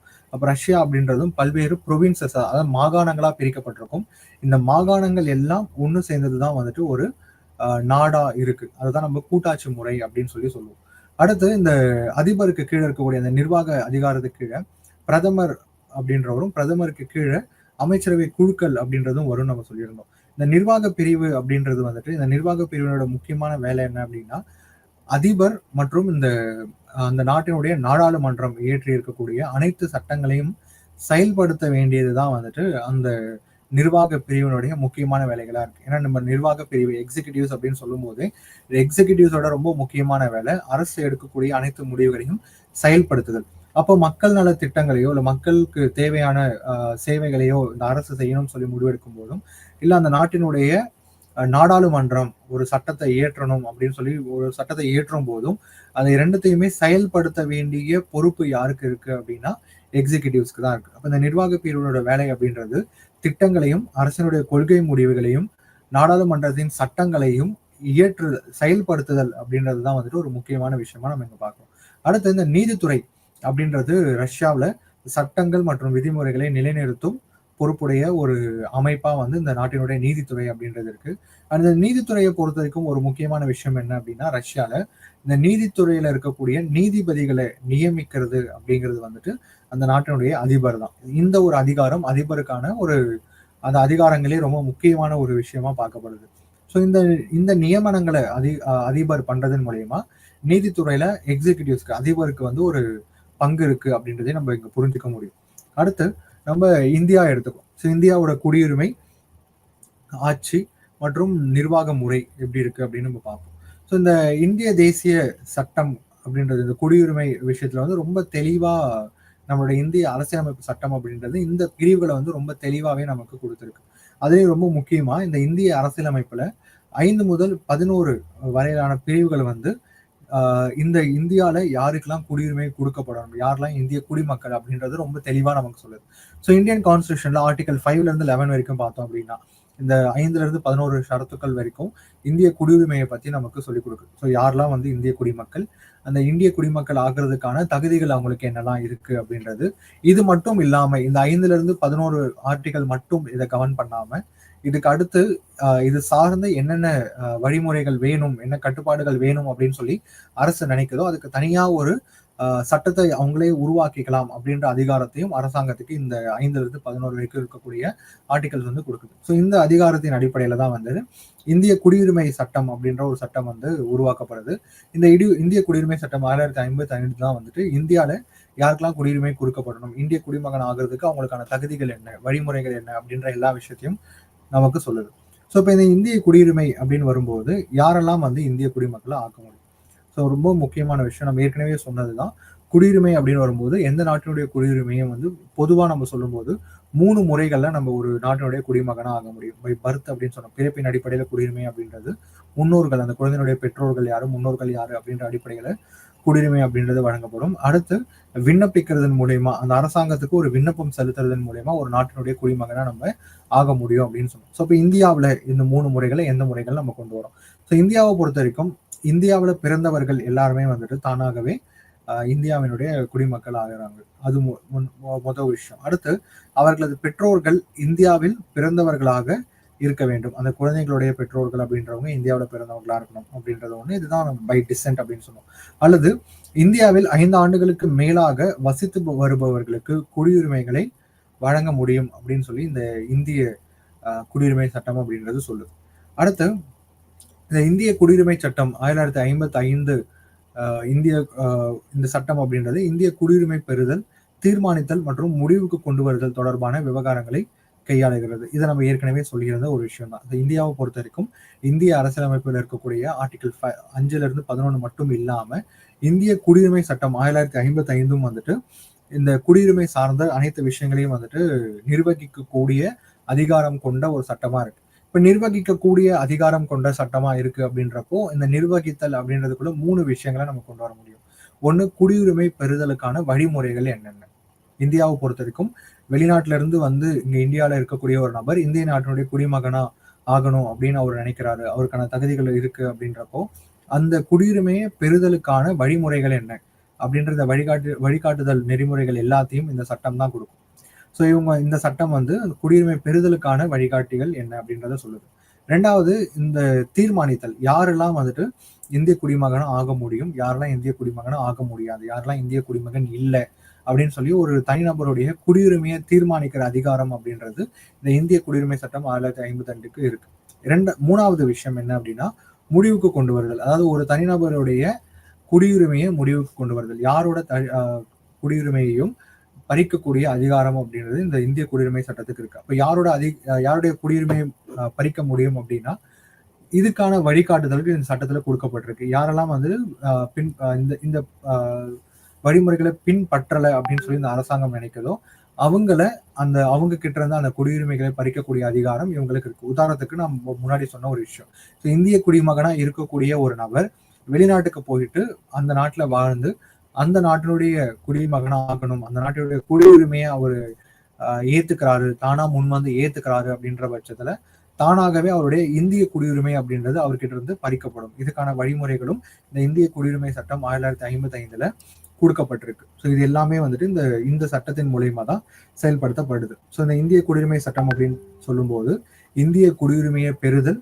மற்றும் அதை தீர்மானிக்கிறதுக்கான அதிகாரம், வழிகாட்டுதல்கள், அடுத்து அந்த குடியுரிமையை ஒருத்தர்கிட்ட இருந்து பறிக்கிறதுக்கான வழிகாட்டுதல்கள் என்ன அப்படின்ற எல்லாத்தையும் இந்த இந்திய குடியுரிமை சட்டம் 1955 தான் நமக்கு சொல்லுது. அடுத்து இந்த குடியுரிமை சட்டம், குடியுரிமை திருத்த சட்டம் 2019 அப்படின்ற ஒண்ணு இப்ப இருக்க ஒன்றிய அரசு கொண்டு வந்திருந்தாங்க. இந்த திருத்த சட்டம் அப்படின்னா ஏற்கனவே இருந்த இந்த இந்திய குடியுரிமை சட்டம் 1955ல அரசாங்கம் சில மாறுதல்களை கொண்டு வந்தாங்க. அந்த மாறுதல்கள் என்ன அப்படின்னா, இந்த குடியுரிமை திருத்த சட்டம் 2019 அப்படின்றது ஆப்கானிஸ்தான், வங்கதேசம் மற்றும் பாகிஸ்தானை சேர்ந்த இந்து, சீக்கியர், பௌத்தர், சமணர், பார்சி மற்றும் கிறிஸ்தவ சமூகத்தை சேர்ந்த நபர்களுக்கு குடியுரிமைக்கான குடியிருப்பு தேவையை 5 ஆண்டுகளாக குறைக்கிறது. இந்த 3 நாட்டை சேர்ந்த இந்த குறிப்பிடப்பட்டிருக்க மதத்தை சேர்ந்தவங்களுக்கு, இந்த மதத்தை சேர்ந்தவங்க இந்தியால 5 ஆண்டுகளா அவங்க வாழ்ந்துட்டு இருக்காங்க அப்படின்னா 5 ஆண்டுகளை பூர்த்தி செய்யும் போது அவங்க தானாகவே அரசாங்கத்துக்கு ஒரு குடியுரிமை விண்ணப்பத்தை செலுத்துறதன் மூலயமா இந்திய குடிமகன் ஆகிறதுக்கான வாய்ப்புகள் அவங்களுக்கு வழங்கப்படுது அப்படிங்கிறத நம்ம இங்க புரிஞ்சுக்கணும். அடுத்து, இந்தியா வந்து ஒரு இறையாண்மை கொண்ட சோசியலிச மதசார்பற்ற ஜனநாயக குடியரசு ஆகும் அப்படின்னு நம்ம சொல்றோம். ஸோ இறையாண்மை அப்படின்னா, இந்த இறையாண்மை சாவனிட்டி அப்படின்னு சொல்லுவோம். இறையாண்மை அப்படின்னா என்ன? இறையாண்மை நம்ம எடுத்துக்கிறோம் அப்படின்னா எல்லா நாடுகளும் உலகத்துல பொறுத்த வரைக்கும் பெரும்பாலான நாடுகள் வந்து இறையாண்மை சாவன் கண்ட்ரிஸா தான் இருக்காங்க. ஸோ இறையாண்மை அப்படின்னா என்ன? இறையாண்மையை நம்ம பொதுவா எப்படி புரிஞ்சுக்கலாம் அப்படின்னா, ஒரு நாட்டினுடைய உள்ளாட்சி விவகாரங்கள், அந்த நாட்டினுடைய உள்நாட்டு விவகாரங்கள்ல வெளிநாட்டு தலையீடு இல்லாமல் இருத்தல் அப்படின்றதான் நம்ம பொதுவா இறையாண்மை அப்படின்னு சொல்லுவோம். ஸோ இப்ப நம்ம இந்தியாவை எடுத்துக்கிறோம் அப்படின்னா, இந்தியாவுடைய ஆட்சியில இருக்கக்கூடிய அனைத்து விஷயங்களையும் இங்க இருக்கக்கூடிய இந்திய அரசை தான் முடிவு செய்யும். உள்நாட்டில் நடக்கக்கூடிய அனைத்து விதமான பிரச்சனைகளாக இருந்தாலும் சரி, திட்டங்களாக இருந்தாலும் சரி, அரசின் கொள்கை முடிவுகள் இது எல்லாமே வந்துட்டு இந்திய அரசினுடைய அதிகார வரம்புக்குள்ளதான் வரும். இப்ப இந்த விஷயங்கள்ல வெளிநாட்டுல இருக்கக்கூடிய எந்த ஒரு அமைப்போ இல்ல எந்த ஒரு வெளிநாட்டு அரசோ வந்து தலையிடக்கூடாது, தலையிடுறதுக்கான அதிகாரம் இல்லை அப்படிங்கிறத நம்ம இறையாண்மை அப்படின்றத சொல்றோம். எதுக்காக நம்ம இந்தியாவை பத்தி பார்க்கும்போது இந்த இறையாண்மை அப்படின்றத நம்ம குறிப்பிடுறோம் அப்படின்னா, 1950க்கு முன்னாடி வரைக்கும் நம்ம பாக்குறோம்னா, அது 47ல நம்ம சுதந்திரம் வாங்குறதுக்கு முன்னாடி வரைக்கும் இந்தியா இறையாண்மை அற்ற ஒரு நாடா தான் இருந்தது. அது ஏன் இறையாண்மை அற்ற நாடுன்னு நம்ம சொல்றோம் அப்படின்னா, 1947க்கு முன்னாடி வரைக்கும் இந்தியாவோட உள்நாட்டு விவகாரங்கள் எல்லாமே யாரால தீர்மானிக்கப்பட்டது அப்படின்னா, United Kingdom, government of United Kingdom. So அங்க இருக்க கிங் ஆர் குயின், நம்ம ராஜா அப்படின்னு எடுத்துக்கலாம் இல்ல ராணி அப்படின்னு எடுத்துக்கலாம், அவங்களுடைய நேரடி கட்டுப்பாட்டின் கீழ் தான் இந்தியாவோட நிலப்பகுதி மொத்தமே இருந்தது. அப்போ இந்தியாவோட உள்நாட்டு விவகாரங்கள்ல இருக்கக்கூடிய அனைத்து முடிவுகளையும் எடுக்கக்கூடிய அதிகாரம் படைத்தவர்களா யார் இருந்தாங்க அப்படின்னா, யுனைடெட் கிங்டம் கவர்மெண்ட் தான் இருந்தாங்க. ஸோ இந்த இங்கிலாந்து அரசு கிட்ட ஒட்டுமொத்த கட்டுப்பாடும் இருக்கும்போது அது இறையாண்மை அற்ற ஒரு நாடு அப்படின்னு தான் நம்ம சொல்ல முடியும். இதுவே நம்ம சுதந்திரம் வாங்கினதுக்கு அப்புறம், முக்கியமா நம்ம ஒரு குடியரசு நாடா 1950ல நம்ம ஒரு குடியரசு நாடா ஆனதுக்கு அப்புறம் இந்தியாவுடைய உள்நாட்டு விவகாரங்கள் எல்லாத்துலயும் இந்தியா மட்டுமே முடிவெடுக்கக்கூடிய அதிகாரம் கொண்ட நாடா இருந்தது. ஸோ 1950க்கு அப்புறம் இந்தியாவோட உள்நாட்டு விவகாரங்களை வேற எந்த ஒரு அமைப்போ, ஒரு பன்னாட்டு அமைப்போ, இன்டர்நேஷனல் ஆர்கனைசேஷனோ இல்ல வேற எந்த ஒரு வெளிநாட்டு அரசோ வந்து தலையிடுறதுக்கான அதிகாரம் அவங்களுக்கு இல்லை. அந்த அதிகாரம் இந்திய அரசுக்கு மட்டுமே இருக்கு அப்படின்றத நம்ம இங்க இறையாண்மை அப்படின்னு புரிஞ்சுக்கிறோம். அடுத்து சோசியலிசம். இந்த சோசியலிசம் அப்படின்ற ஒரு விஷயம் வரும்போதும் இந்தியாவை பொறுத்து நம்ம என்ன புரிஞ்சுக்கணும் அப்படின்னா, நம்ம 1950ல இந்தியா வந்து ஒரு சுதந்திர நாடா மேல வரும்போது அப்போ வந்து இந்த பைபோலரைசேஷன் அப்படின்ற ஒரு விஷயம் இருந்தது. வேர்ல்டு வந்து பைபோலார் வேர்ல்டு அப்படின்னு சொல்லுவோம். பைபோலார் வேர்ல்டு அப்படின்னா உலகம் வந்து 2 பிரிவுகளா பிரிஞ்சு இருந்தது. இந்த 2 பிரிவுகள் அப்படின்றது என்ன அப்படின்னா, ஒரு பிரிவு நம்ம பார்த்தோம் அப்படின்னா ரஷ்யாவின் தலைமையில இருக்கக்கூடிய கம்யூனிஸ்ட் ஐடியாலஜியை பின்பற்றக்கூடிய நாடுகள் எல்லாமே வந்துட்டு ஒரு பிரிவா இருந்தது. இன்னொரு பிரிவு வந்து யுஎஸ்ஏவோட தலைமையில, அமெரிக்காவோட தலைமையில கேபிட்டலிசம் ஐடியாலஜியை ஃபாலோ பண்ணக்கூடிய நாடுகள் எல்லாமே வந்துட்டு ஒரு பிரிவா இருந்தது.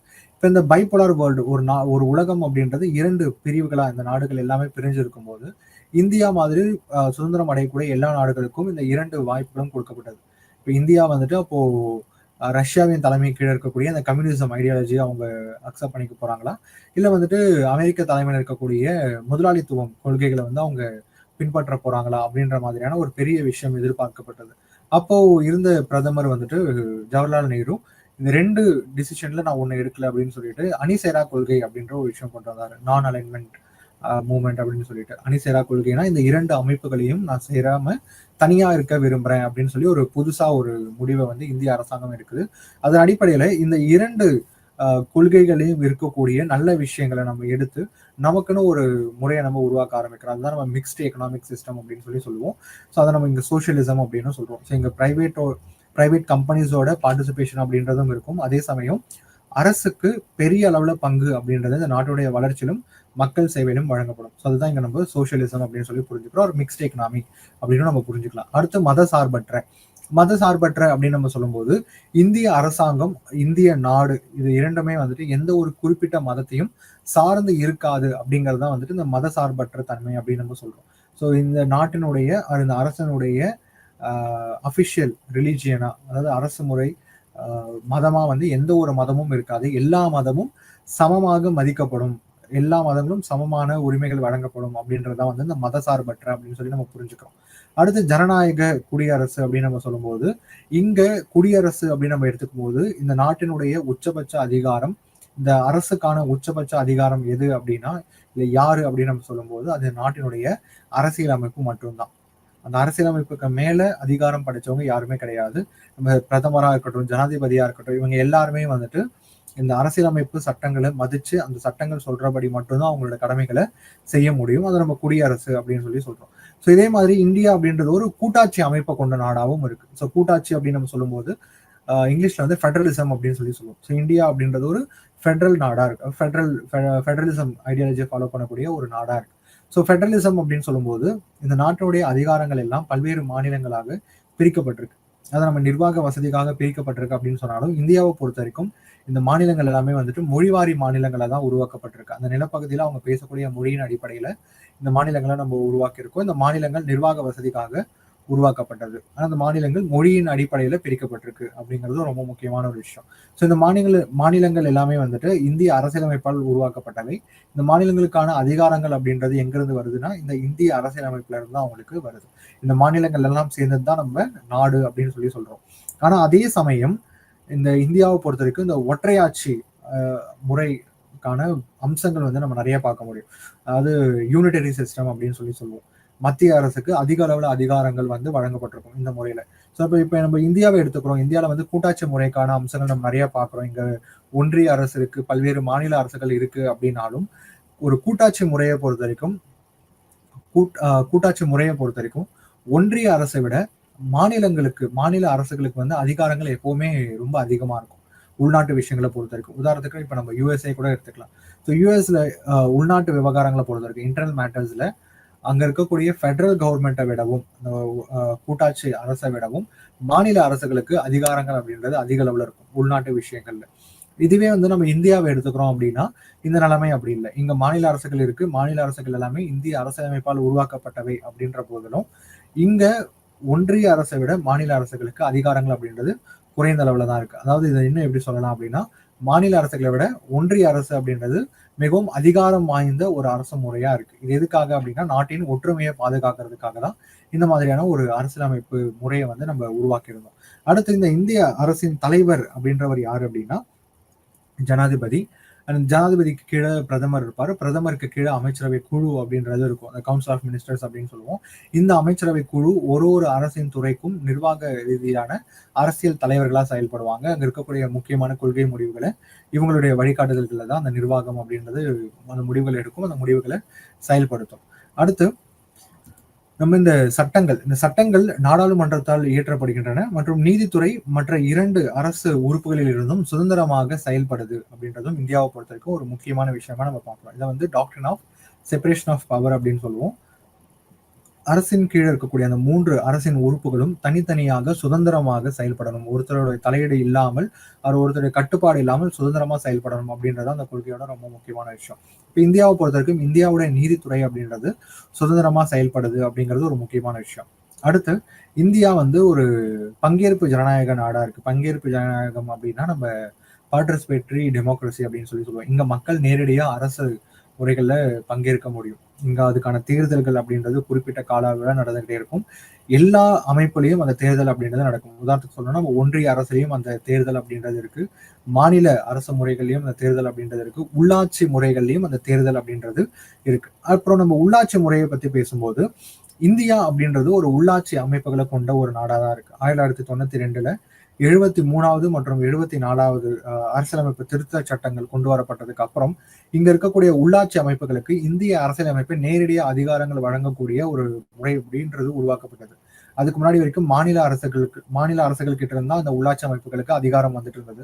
ஆனா 1992க்கு அப்புறம் இந்த 73, 74வது அரசியலமைப்பு திருத்த சட்டத்துக்கு அப்புறம் இந்த உள்ளாட்சி அமைப்புகளுக்கு நகராட்சி, மாநகராட்சி மற்றும் ஊராட்சி அமைப்புகளுக்கு பார்த்தோம் அப்படின்னா நேரடியா இந்திய அரசியலமைப்பை அதிகாரங்களையும் கடமைகளையும் வந்து வழங்க ஆரம்பிச்சது அப்படின்னு நம்ம பார்க்கிறோம். இது எல்லாமே வந்துட்டு இந்தியாவை பொறுத்த வரைக்கும் நம்ம தெரிஞ்சுக்கிற விஷயம். அடுத்து நம்ம சீனா எடுத்துக்கிறோம். ஸோ சீனாவோட குடியுரிமை, ஆட்சி மற்றும் நிர்வாக முறை எப்படி இருக்கு? ஸோ சீனா குடியுரிமையை பெற்றதுக்கு வந்து மொத்தம் 3 வழிகள் அந்த நாட்டுல கொடுக்கப்பட்டிருக்கு. அதுல முதல் முறை என்ன அப்படின்னா பிறப்பின் மூலம். இதைதான் நம்ம முன்னாடியே சொல்லியிருந்தோம். பிறப்பின் அடிப்படையில ஒரு நாட்டினுடைய குடியுரிமை பெறுதல். ஸோ சீன நாட்டினுடைய எல்லைக்குள்ள பிறந்த அனைத்து குழந்தைகளுமே வந்து சீனாவுடைய குடிமக்களா ஆகுறாங்க. இரண்டாவது வம்சாவளி மூலம். ஸோ வம்சாவளி அப்படின்றத நம்ம பை டிசென்ட் அப்படின்னு சொல்லியிருந்தோம்.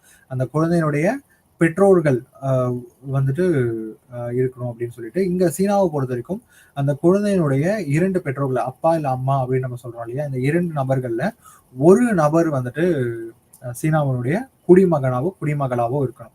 ஸோ அப்படி அந்த பெற்றோர்கள்ல 2 பேர்ல ஒருத்தர் சீன குடிமகனா இருக்கும்போது அந்த குழந்தைக்கும் சீன குடியுரிமை பெறுவதற்கான அதிகாரம் அப்படின்றது இருக்கு. அப்படியும் இந்த 2 முறைகள் இல்லாம 3வதா இருக்கக்கூடிய முறை என்ன அப்படின்னா அரசன்கிட்ட ஒரு விண்ணப்பம் செலுத்தி அந்த குடியுரிமையை பெறுதல். இது 3வது முறையா சீனால இருக்கு. அடுத்து சீனாவின் முக்கிய நிலப்பகுதியின் குடியிருப்பாளர்கள் சீன குடிமக்கள். அதே சமயம் மக்காவோ மற்றும் ஹாங்காங்கின் குடியிருப்பாளர்களுக்கு அந்த பகுதிகளில் வசிக்கும் உரிமை அப்படின்றது இந்த சீன அரசாங்கம் கொடுக்குது. ஸோ சீனாவுடைய இந்த மெயின்லேண்ட் அப்படின்னு சொல்லுவோம். சீனாவுடைய முக்கிய நிலப்பகுதிகள் இல்லாம இந்த மக்காவோ மற்றும் ஹாங்காங் அப்படின்ற நிலப்பகுதியில வாழக்கூடிய மக்களும் சீனாவின் குடிமக்களாகவே கருதப்படுவார்கள். அடுத்து சீனாவின் முக்கிய நிலப்பகுதி ஹாங்காங் மற்றும் மக்காவோ ஆகிய 3 பகுதிகளின் அனைத்து குடியிருப்பாளர்களும் சீன குடியுரிமை கோட்பாடு மற்றும் நடைமுறையின் ஒரு பகுதியாகவே கருதப்படுகிறார்கள். இந்த 3 நிலப்பகுதியில வாழக்கூடிய மக்களும், அதாவது சீனாவின் முக்கிய நிலப்பகுதி, அதுக்கப்புறம் ஹாங்காங் மற்றும் மக்காவோ நிலப்பகுதிகளில் இருக்கக்கூடிய அனைத்து மக்களுமே வந்துட்டு சீனாவுடைய குடிமக்களாக கருதப்படுறாங்க அப்படின்னு சொல்லியிருந்தோம். இந்த குடிமக்களுடைய உரிமைகளை வந்துட்டு இந்த குடியுரிமை கோட்பாடு அப்படின்றது மட்டும்தான் இது வழிபடுத்துது அப்படின்னு சொல்லி நம்ம இங்க புரிஞ்சுக்கலாம். அடுத்து ஹாங்காங் மற்றும் மக்காவோவில் பிறந்த குழந்தைகளுக்கு வித்தியாசமான குடியுரிமை விதிமுறைகள் வந்து பொருந்தும் அப்படின்றதே இங்க சொல்றோம். ஸோ அரசாங்கம் இந்த 2 நிலப்பகுதியில பிறக்கக்கூடிய குழந்தைங்களுக்கு வேறு மாதிரியான சீன முக்கிய நிலப்பகுதியில இருக்க நபர்களை விடவும் வித்தியாசமான வேறு மாதிரியான வழிமுறைகளையும் வழிகாட்டுதல்களை கொண்டு வரதுக்கான அதிகாரம் அப்படின்றது சீன அரசுக்கு இருக்கு. அண்ட் சீன தேசிய சட்டத்தின்படி சீனாவின் முக்கிய நிலப்பகுதியால் கட்டுப்படுத்தப்படும் பிரதேசங்களில் பிறந்த குழந்தைகள் தானாகவே சீன மக்கள் குடியரசின் குடிமக்களாக ஆகிவிடுகிறார்கள். ஸோ நம்ம மக்காவோ மற்றும் ஹாங்காங்கை பத்தி பார்க்கும்போது சொல்லியிருந்தோம், அங்க பிறக்கிற குழந்தைங்களுக்கு வேறு விதமான நடைமுறைகளை கொண்டு வரதுக்கு சீன அரசுக்கு அதிகாரம் இருக்குன்னு. ஆனா இதுவே முக்கிய நிலப்பகுதியில அந்த மத்திய நிலப்பகுதியில பிறக்கக்கூடிய குழந்தைகள் எல்லாமே அவங்களுக்கு எந்த விதமான நடைமுறைகளும் தேவையில்லை. அந்த நிலப்பகுதியில பிறக்கிற குழந்தைகள் எல்லாமே தானாகவே சீனாவினுடைய குடிமக்களா வந்து ஆகுறாங்க. அடுத்து இந்த சீனாவை பொறுத்த வரைக்கும் சீனாவில் ஒரு சிக்கலான நிர்வாக அமைப்பு இருக்கிறத வந்து நம்ம பார்க்க முடியும். சீனா அப்படின்றது மொத்தம் 5 அரசு நிலைகளை கொண்ட ஒரு அமைப்பா இருக்கு. இந்த 5 நிலைகள் அப்படின்றது என்னன்னா அங்க இருக்கக்கூடிய மாகாண, மாவட்ட, கவுண்டி அப்படின்னு சொல்லுவோம். அதுக்கப்புறம் டவுன்ஷிப் மற்றும் கிராமம் அப்படின்னு சொல்லி அங்க இருக்கக்கூடிய அரசாங்கம் பல்வேறு படிநிலைகளா மொத்தம் 5 படிநிலைகளா வந்து பிரிக்கப்பட்டிருக்கு. முதல்ல வந்துட்டு மாகாண அரசு, அடுத்து மாவட்ட அரசு, அதுக்கப்புறம் அதுக்கு கீழே இருக்கக்கூடிய பகுதி வந்து கவுண்டி அப்படின்னு சொல்லி சொல்லுவோம். அதுக்கு கீழே வந்து டவுன்ஷிப், கொஞ்சம் வளர்ந்த நகரங்களை வந்து நம்ம டவுன் அப்படின்னு சொல்லுவோம் இல்லையா, அந்த டவுன்ஷிப் அப்படின்ற ஒரு அமைப்பு.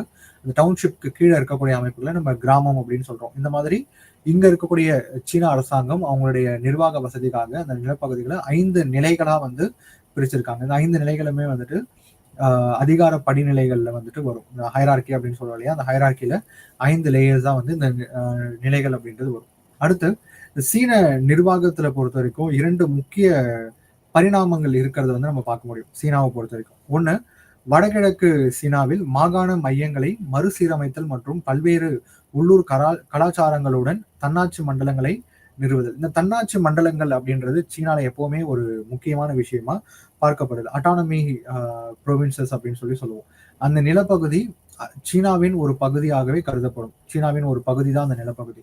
ஆனால் அங்க இருக்கக்கூடிய அரசாங்கத்துக்கு ஒரு முழு அரசு அதிகாரம் அப்படின்றது கொடுக்கப்படும். அந்த நிலப்பகுதி சார்ந்த அனைத்து நிர்வாக முடிவுகளையும் அந்த குறிப்பிட்ட அரசாங்கமே எடுத்துக்கலாம் அப்படின்றதுதான் வந்துட்டு இந்த தன்னாட்சி மண்டலங்கள் அப்படின்னு சொல்லி சொல்லுவோம். அட்டானமி ப்ரொவின்ஷியல் அட்டானமி அப்படின்னு சொல்லுவோம். அந்த மாகாணத்துக்கான அந்த அரசுக்கான அனைத்து அதிகாரங்களும் அந்த குறிப்பிட்ட அரசுக்கே வழங்கப்படும். ஆனா அந்த பகுதி சீனாவின் ஒரு பகுதியாகவே கருதப்படும் அப்படின்றது. அடுத்து இது பிராந்தியங்கள், மாவட்டங்கள், உள்ளூர் இடங்கள் மற்றும் சீனாவின் பிற பகுதிகளில் அடையாள பிரச்சனைகளை உருவாக்கியுள்ளது அப்படின்றதும் ஒரு முக்கியமான பிரச்சனையா இருக்கும். இப்ப இந்த ஒரு குறிப்பிட்ட பகுதிகளுக்கு மட்டும், குறிப்பிட்ட மாகாணங்களுக்கு மட்டும் அவங்க முழு அதிகாரங்கள் கொடுக்கப்படும் போது, இந்த தன்னாட்சின்னு சொன்னோம் இல்லையா, அந்த முழு அதிகாரங்கள் கொடுக்கப்படும் போது இது தானாகவே அந்த சீனாவின் மற்ற பகுதிகளில் இருக்கக்கூடிய அரசுகள்லையும் சில கேள்விகளை உருவாக்கும், சில பிரச்சனைகளை உருவாக்கும். இப்போ ஒரு ஒரே நாட்டில் இருக்கக்கூடிய ஒரு நிலப்பகுதிக்கு தன்னாட்சியும் இன்னொரு நிலப்பகுதிக்கு தன்னாட்சி உரிமைகள் இல்லாமல் இருக்கும் போதும் இந்த குழப்பங்கள் அப்படின்றது அங்க உருவாகும். அடுத்து நம்ம கடைசியா தென்னாப்பிரிக்கா வந்து பாக்குறோம். ஸோ தென்னாப்பிரிக்காவை பொறுத்த வரைக்கும் தென்னாப்பிரிக்காவோட குடியுரிமை, ஆட்சி மற்றும் நிர்வாகம் எப்படி இருக்கு? தென்னாப்பிரிக்கா ஒரு பிரிக்ஸ் நாடாகும் அப்படின்றது நமக்கு தெரியும். இது தனித்துவமான ஆட்சி முறையை கொண்டுள்ளது அப்படின்றத நம்ம இங்க பார்க்கணும். முன்னாடி நம்ம பார்த்த அந்த 4 நாடுகள் இல்லாம தென்னாப்பிரிக்காவுக்கு சில முக்கியமான சிறப்பு இயல்புகள் இருக்கு. இதுக்கானது ஒரு தனி இயல்புகள் இருக்கு அப்படின்றத நம்ம புரிஞ்சுக்கணும். ஸோ மற்ற நாடுகள்ல இருந்து தென்னாப்பிரிக்கா எப்படி வேறுபடுது அப்படின்னா, இங்க இருக்கக்கூடிய முக்கியமான பிரச்சனைகளை ஒண்ணு வந்து இந்த நிறவெறி வன்முறை அப்படின்றது இங்க அதிக அளவுல இருந்தது. இங்க வந்துட்டு வெள்ளையர்களோட ஆட்சி முறை இருக்கும்போது பிரிட்டிஷ் கவர்மெண்ட் தான் இங்கேயும் வந்து ரூல் பண்ணிட்டு இருந்தாங்க. ஸோ அப்போ இங்க இருக்க கருப்பின மக்களுக்கு எதிரான வன்முறை அப்படின்றதும், அவங்களுக்கு எதிரான இந்த டிஸ்கிரிமினேஷன் அப்படின்னு சொல்லுவோம் இல்லையா, அந்த தீண்டாமை கொடுமைகள் அப்படின்றதும் பெரிய அளவுல தென்னாப்பிரிக்கால இருந்தது. அது இப்போ வரைக்குமே அந்த நாட்டினுடைய அரசாங்க நிர்வாகத்துறையை வந்து பாதிக்குது அப்படின்னு சொல்லி நம்ம சொல்லலாம். ஸோ இந்த மாதிரி தான் மற்ற நாடுகளை விடவும் தென்னாப்பிரிக்கால இருக்கக்கூடிய குடியுரிமையா இருக்கட்டும், அங்க இருக்கக்கூடிய ஆட்சி நிர்வாக முறையா இருக்கட்டும், கொஞ்சம் தனித்துவமான ஒரு விஷயமா இருக்கு. தென்னாப்பிரிக்காவில் குடியுரிமைக்கான சில நிபந்தனைகள் உள்ளன. தென்னாப்பிரிக்காவில் பிறந்த குழந்தைகள் பிறப்பால் குடிமகளாக ஆகின்றனர் அப்படின்ற ஒரு விஷயத்த நம்ம சொல்றோம். இதுதான் பை பர்த்ன்னு சொல்றோம். இந்த ஒரு விஷயம் நம்ம பார்க்கும்போது அனைத்து நாடுகளையும், பிரிக்ஸ்ல இருக்கக்கூடிய 5 நாடுகளையும் பொதுவாக இந்த ஒரு விஷயம் அப்படின்றது இருக்கு. என்ன அப்படின்னா, அந்த நாட்டினுடைய எல்லை பகுதியில பிறக்கக்கூடிய ஒரு குழந்தை தானாகவே பிறப்பின் அடிப்படையில அந்த நாட்டினுடைய குடிமகனாவோ ஆகுது அப்படின்ற இந்த ஒரு விஷயம். அடுத்து தென்னாப்பிரிக்கா பெற்றோருக்கு பிறந்த குழந்தைகளும் குடிமக்களாக ஆக வாய்ப்புகள் அப்படின்றது அங்க அவங்களுக்கு கொடுக்கப்படுது. அவர்கள் எங்கு பிறந்தாலும் சரி. ஸோ அவங்களுடைய அந்த குழந்தை அந்த நாட்டினுடைய எல்லை பகுதிக்கு வெளிநாட்டிலேயோ வெளியில இருக்கும் அந்த நாட்டினுடைய எல்லை பகுதிக்கு வெளியில அந்த குழந்தை பிறந்திருந்தாலும் அந்த குழந்தையினுடைய பெற்றோர்கள் இருவரும் தென்னாப்பிரிக்காவினுடைய குடிமக்களா இருக்கும் பட்சத்தில் அந்த குழந்தைக்கும் அந்த குடியுரிமை அப்படின்றது வழங்கப்படுது. ஓகே, இதுவும் நம்ம ஏற்கனவே அனைத்து நாடுகளையும் பார்க்கக்கூடிய ஒரு விஷயமா தான் இருக்கு. ஸோ சீனால கூட நம்ம சொல்லியிருந்தோம், பெற்றோர்கள்ல 2 பேர்ல ஒரு நபர் அந்த குழந்தையினுடைய பெற்றோர்ல 2ல ஒரு நபர் வந்து சீன குடிமகனா இருக்கும்போது அந்த குழந்தை அந்த நிலப்பகுதிக்கு வெளியில பிறந்திருந்தா கூட அவங்களுக்கு அந்த குடியுரிமை அப்படின்றது வழங்கப்படும். அதே மாதிரியான ஒரு விஷயம் தான் தென்னாப்பிரிக்காலையும் இருக்கு. ஸோ தென்னாப்பிரிக்காவில் இருக்கக்கூடிய ஒரு பெற்றோர்கள் வந்துட்டு அந்த நாட்டுக்கு வெளியில இருக்கும்போது வெளிநாட்டுக்கு ஒரு வேலை விஷயமாகவோ இல்ல வேற ஒரு காரணத்துக்காகவோ அந்த நாட்டினுடைய எல்லை பகுதிக்கு வெளியில வந்திருக்கும் போது அந்த நாட்டினுடைய எல்லை பகுதிக்கு வெளியில அந்த குழந்தை பிறந்திருந்தாலும் அந்த குழந்தையினுடைய பெற்றோர்கள் இருவரும் தென்னாப்பிரிக்காவின் குடியுரிமை பெற்ற நபர்கள் அப்படின்றதுனால தானாகவே அந்த குழந்தைக்கும் அந்த குடியுரிமை அப்படின்றது வழங்கப்படும். அடுத்து இந்த தென்னாப்பிரிக்க பெற்றோருக்கு பிறந்த குழந்தைகளும் தென்னாப்பிரிக்க அரசாங்கத்திற்காக அல்லது தென்னாப்பிரிக்க இணைந்திருக்கும் ஒரு சர்வதேச அமைப்பிற்காக பணிபுரியும் குழந்தைகளும் குடிமக்களாக உள்ளனர் அப்படின்ற இந்த ஒரு பகுதியை நம்ம கவனிக்கணும். என்ன அப்படின்னா, முதல்ல தென்னாப்பிரிக்க நாட்டுக்குள்ள பிறக்கிற குழந்தைகள் குடிமக்கள் ஆகுறாங்க அப்படின்னு சொல்லியிருந்தோம். அடுத்து தென்னாப்பிரிக்க நாட்டுக்கு வெளியில பிறந்திருந்தாலும் அந்த குழந்தைகளுடைய பெற்றோர்கள் தென்னாப்பிரிக்க குடியுரிமை பெற்றிருக்கும் போது அவங்க இந்த நாட்டினுடைய குடிமக்களா ஆகுறாங்க அப்படின்றத சொல்லியிருந்தோம். இந்த இடத்துல சொல்ற 2 விஷயங்கள் என்ன அப்படின்னா, தென்னாப்பிரிக்க அரசாங்கத்திற்காக ஒரு நபர் வந்துட்டு வெளிநாட்டுல வேலை செய்யும் போது அவங்க வெளிநாட்டுல வேலை செஞ்சாலும் அவங்க செய்யற வேலை வந்து தென்னாப்பிரிக்க அரசாங்கத்தினுடைய வேலைதான். தென்னாப்பிரிக்க அரசாங்கத்தின் சார்பாக அந்த வேலையை அவங்க வெளிநாட்டுல போய் செய்யறாங்க அப்படின்ற பட்சத்துல அந்த நபருக்கு பிறக்கக்கூடிய குழந்தைக்கு தென்னாப்பிரிக்காவினுடைய குடியுரிமை அப்படின்றது வழங்கப்படும் அப்படிங்கிறது ஒரு முக்கியமான விஷயம். 2வது என்ன அப்படின்னா, தென்னாப்பிரிக்கா ஒரு உறுப்பினராக இருக்கக்கூடிய ஒரு சர்வதேச அமைப்பிற்காக பணிபுரிகிற ஒரு நபருக்கு பிறக்கக்கூடிய குழந்தைக்கும் தென்னாப்பிரிக்காவுடைய குடியுரிமை அப்படின்றது கிடைக்கும். உதாரணத்துக்கு சொல்லணும் அப்படின்னா, இப்போ வந்து தென்னாப்பிரிக்கா நம்ம எடுத்துக்கிறோம் அப்படின்னா, தென்னாப்பிரிக்கா பிரிக்ஸ் அமைப்புல ஒரு உறுப்பினரா இருக்கு. இப்ப இந்த பிரிக்ஸ் அமைப்புல உறுப்பினரா இருக்கும்போது இந்த பிரிக்ஸ் அமைப்பினுடைய வேலையா வந்துட்டு இந்தியால தென்னாப்பிரிக்க குடிமகன் ஒருத்தர் வந்து இங்க இந்தியால வேலை பார்க்குறாரு. அவர் இந்திய நிலப்பகுதிக்குள்ள வேலை பார்த்தாலும் அவர் யாருக்காக வேலை பார்க்குறாரு அப்படின்னா தென்னாப்பிரிக்க அரசாங்கத்திற்காக வேலை பார்க்குறாரு அப்படின்னு வச்சுக்கலாம். ஸோ அப்படி இருக்கும்போது அந்த நபருக்கு குழந்தை அப்படின்றது இந்திய நிலப்பகுதிக்குள்ள பிறந்தாலும் அந்த குழந்தை தென்னாப்பிரிக்காவின் குடிமகனாகவே கருதப்படும் அப்படின்றது தான் இந்த பாயிண்ட். அடுத்து இந்த குடியுரிமை பெறுவதும் தென்னாப்பிரிக்க குடிமகனாக மாறுவதற்கான ஒரு வழியாக உள்ளது. இதுதான் நம்ம பை நேச்சுரலைசேஷன் அப்படின்னு சொல்லியிருந்தோம். By applying to the government. அந்த தென்னாப்பிரிக்க அரசாங்கத்துக்கு ஒரு விண்ணப்பம் செலுத்துறதன் மூலயமா அந்த அரசாங்கம் கொடுக்கக்கூடிய அனைத்து தகுதிகளையும் அந்த ஒரு தனிநபர் பெறுவதன் மூலமா அந்த குடியுரிமையை அவங்களால பெற முடியும் அப்படிங்கிறது. அடுத்து இந்த தென்னாப்பிரிக்காவுடைய ஆட்சி முறை. ஸோ தென்னாப்பிரிக்காவுக்கு 1994 ஆண்டின் அரசு பணியாளர் சட்டத்தின் கீழ் இறங்கும் அரசு பணியாளர் சேவை அப்படின்றது இங்க உருவாக்கப்பட்டிருக்கு. இங்க இருக்கக்கூடிய அரசு பணியாளர்கள் அனைவரையும் வந்துட்டு நிர்வகிக்கக்கூடிய அதிகாரம் பெற்ற சட்டமாக இந்த சட்டம் அப்படின்றது இருக்கு.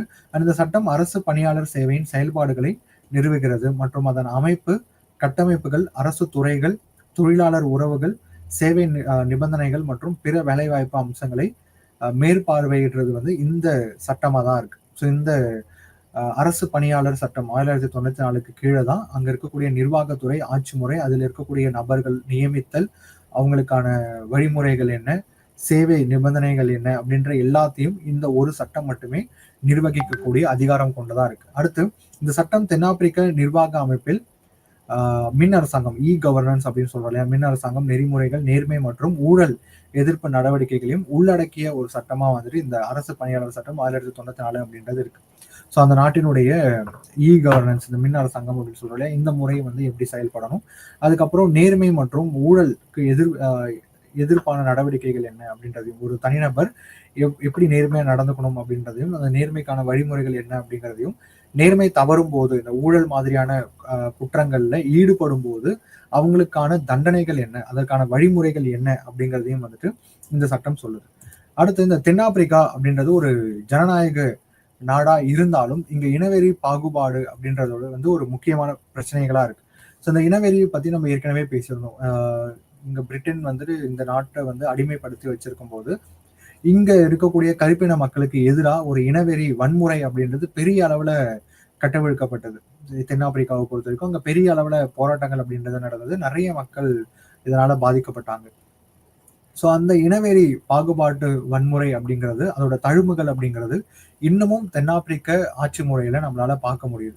இந்த அரசு பணியாளர் சேவையை பொறுத்த வரைக்கும் இந்த அரசு பணியாளர்கள் இருக்கக்கூடிய சுமார் 95% அப்படின்றவங்க வந்து வெள்ளையர்களா மட்டுமே இருக்கிறாங்க. அண்ட் இதுல 0.6% மட்டுமே வந்து கருப்பின ஆப்பிரிக்கர்கள் இருக்கிறாங்க அப்படிங்கிறதும் ஒரு முக்கியமான தகவலா நம்மளால பார்க்க முடியும். ஸோ அப்போ கிட்டத்தட்ட 100ல 95 நபர்கள் வந்து வெள்ளையர்கள் மட்டுமே அந்த அரசு சேவையை பொறுத்த வரைக்கும். அடுத்து இந்த கருப்பின ஆப்பிரிக்கர்களுக்கு அரசின் நடுத்தர மற்றும் கீழ்நிலைகளிலும் தாயகங்களின் உள்ள நிறுவனங்களிலும் பெரும்பான்மை உள்ளது.